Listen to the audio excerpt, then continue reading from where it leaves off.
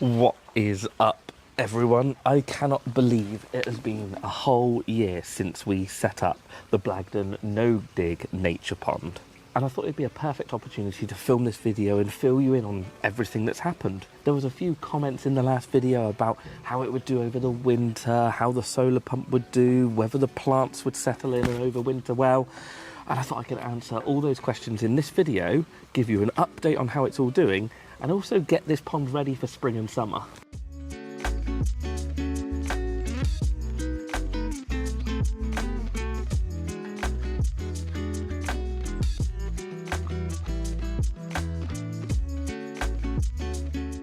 Now, if you missed the original video on us building this pond, we had to do this rather quickly because, well, frogs had laid frog spawn in a bucket on the far side of the garden. Even though we've got a very, very large nature pond over there, they decided the bucket was a better option because, well, frogs prefer to lay in still water, and that pond has a very big pump on it and a very large waterfall, and they don't tend to like laying in there. They have laid in there this year, actually, now that the plants have grown up and there's a bit more cover and a bit more sort of slow moving water. But this was the perfect opportunity to build a little nature pond in the garden. It was really simple to build. All the panels just clip together, the liner hooks over, and you sort of go round and hook it all in. You build the stairs and, well, you're pretty much done and ready for water. And one of the biggest bonuses for me was that you don't have to dig any holes to get this small nature pond in your garden.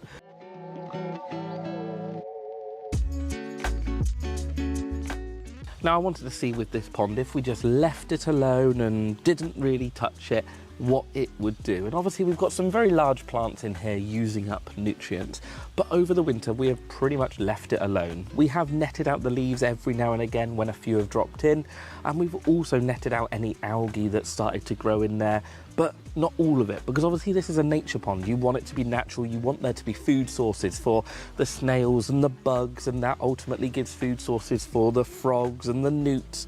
So really it's sort of tinkering with it gently rather than fully going in there and ripping it apart and having a sterile environment.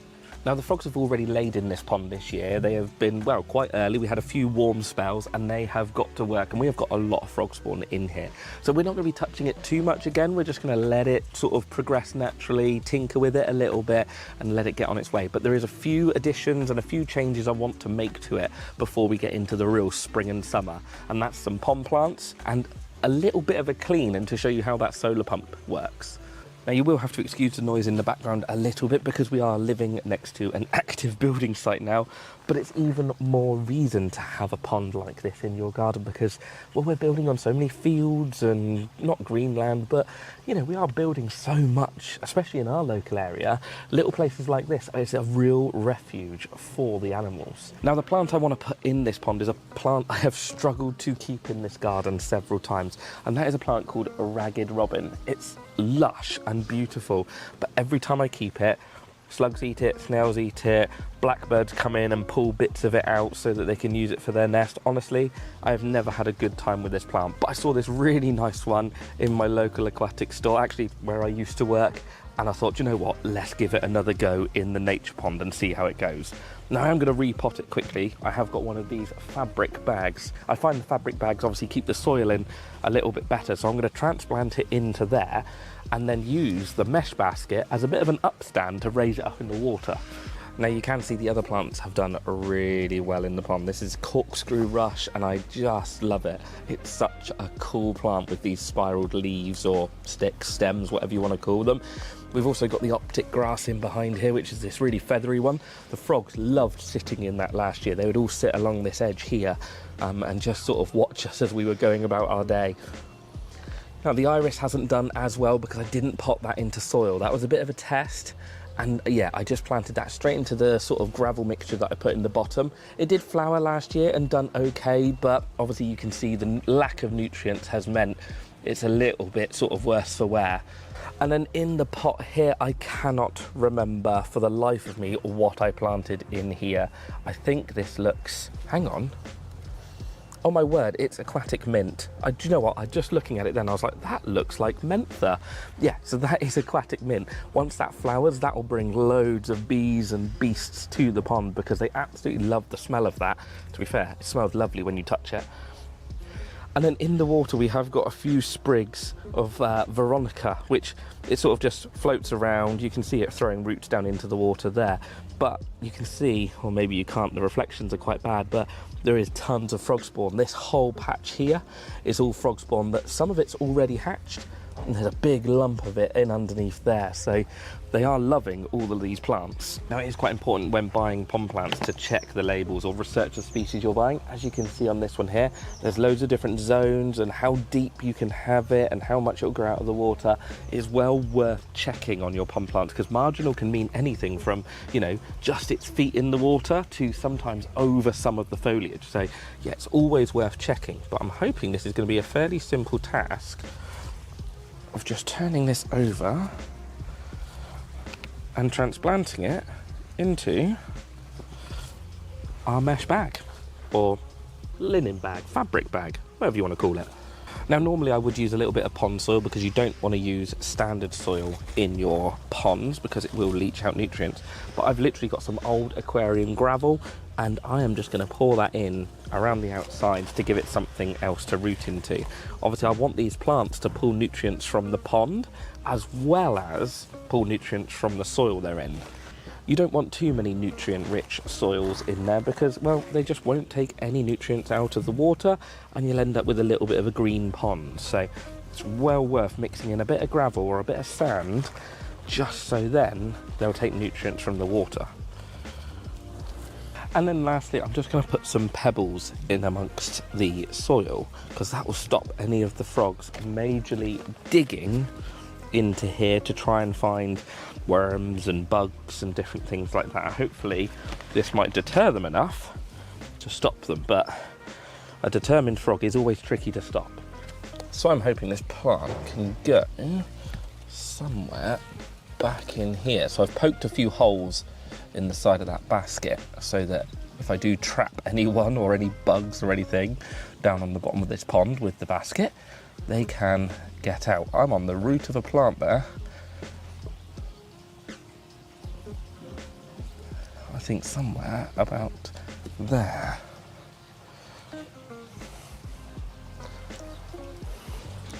And then we should be able to just get this one into there. Right, perfect. Now, just looking at it, I could probably divide this plant and probably the optic grass back there by just taking them out, sharp spade through the middle of them and repotting them. But I am liking how much and how good this looks. So I think I'm just going to leave it be this year, and maybe next year then I'll look at dividing up these other plants, because by the which time, hopefully that one will need dividing too. Now, it was great to see how many different animals utilised this pond last year. Obviously, the main thing that turns up first is a lot of bugs and beasts and things like that, but they provide the bottom of your food chain, and they are the first thing that you want to start appearing. We have also got a good colony of small ram's horn snails in here now, and I'm just watching them climbing up the steps in under the water there. And they have done a great job at obviously helping us with the algae. But without those bottom level beasts, bugs and things like that turning up, a lot of the other things don't turn up because, well, it's part of the food chain. It's also a surprise to see how many animals sort of come over to this one than the big one that's on the far side of the garden. That one is lovely to me, it's beautiful, it's got running water, but obviously a lot of the bugs and things do prefer still water. Dragonflies and damselflies, all of those actually probably prefer to lay their eggs in still water where they can climb in and out and not be disturbed by a torrent of water. I've actually got some plans to maybe turn that feature down a little bit and put a different pump on there, but that's a little future project that I'm working on and thinking about. Now, my favourite type of animal to utilise the no-dig nature pond was the frogs. We would regularly come out in the spring and summer and they'd all be sat in the optic grass at the back, just eyeing us up. It was Quinn's favourite thing to do, was regularly come out, check on the frogs, see what they were doing, and as he would walk up to them, they would all ping off into the water. And it was just amazing to see that something at eye level can inspire him to be really excited by nature and respect it and love it. It was just amazing to see. Now, one of the comments we did have was people talking about the ramp that comes supplied with this pond and being like, oh, the frogs aren't going to use that, they're not going to climb in and out. but we've seen them. We have seen them wandering in and out. I've had them sat up on here. Babies were actually using it to obviously get out of the pond once they had sort of grown legs and lost their tail. They were actually using this to get out and then obviously go and discover the rest of the garden. So the ramp is a really cool idea, and I have seen a lot of other animals using it as well. But it is nice to see the design of a pond like this actually thinking about the bugs and the bees and the birds and whatever else, and the frogs and things like that. And then underneath here, we have, under the ramp, a big bug hotel that we filled with twigs and sticks and bits of wood. I don't know how well you can see that, but there has been lots and lots of weird spiders and ladybirds and beetles and things all using that, again, as a bit of a refuge. So you can get quite a lot of nature into quite a small space with this pond. Now, I do need to give the solar pump a quick clean out. That was a little snail that's managed to find his way out of the pond. Yeah, so I do need to give this solar pump a quick clean out. It's nothing too intensive, but it just means it'll work a little bit more efficiently. Now, this little pump has been sat in here all winter long, just ticking over. Yeah, really haven't touched it. You can see how much algae and gunk it's caught on that front grille, and obviously that front grille and sponge just stop it from getting into the main pump housing. But you don't need to do this very often, probably once or twice, I don't know, a month maybe in the summer. Like I say, all winter long I've probably been doing it on and off, but yeah, it's not too bad. There we go. Quick swill out, the sponge is clean, the grill is clean, that just slots back in there.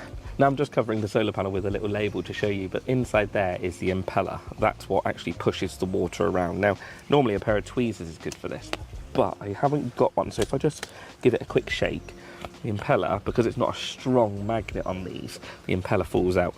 But yeah, inside there, you just want to check that it isn't dirty, because that sometimes can clog up, and sometimes this gets a bit of algae on it. But as long as that's clean, you just pop that one back in there. And all I need to do is click the cage and sponge back onto the front, push that back through the hole there, so that then the top is showing. And I have got some fountain heads for this. I don't know where Quinn has put them all. I've just had a quick browse for the fountain heads, and Quinn constantly plays with them, and I cannot find them anywhere. So yeah, they might be tucked away in my garage. I might have tried to keep them safe from him, but you'll just have to see the images that I've got from the last time I built this pond for how the fountain heads look. But there's some really cool designs that you can change out and yeah, just make it look a little bit different.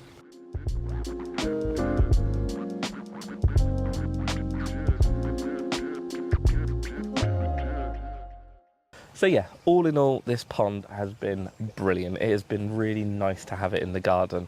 If you are looking for something small that you can start out pond keeping with and want to entice a bit of nature into your garden, these are ideal. It took me, Quinn and Katie probably, I don't know, maybe an hour or two to make. I can't even remember. It was really, really quick.